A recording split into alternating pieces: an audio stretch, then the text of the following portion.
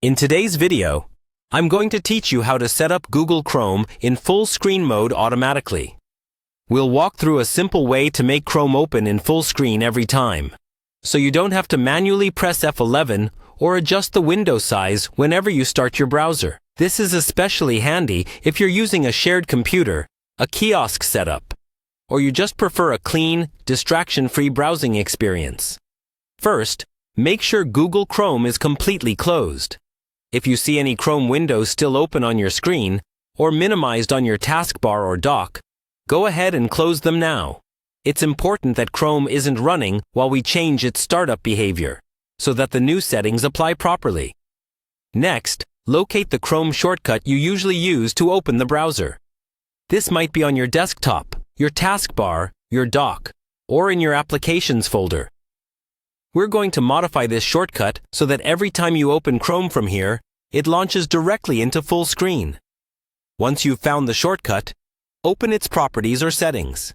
On many systems, this means right-clicking the icon and selecting something like Properties or Get Info. Look for the field that shows the path or target where Chrome is installed. This is the command your computer runs when you open the browser. At the end of that existing path, you're going to add a small flag that tells Chrome to start in a special mode that behaves like full screen. Be sure to add a space after the existing text before you type the new flag, so it doesn't get stuck directly to the file path. If you don't leave that space, the command won't work properly. After adding the flag, confirm or apply your changes and close the Properties window. From now on, whenever you open Chrome using this modified shortcut, it should launch in a clean, full-screen style environment automatically, without you needing to press any extra keys.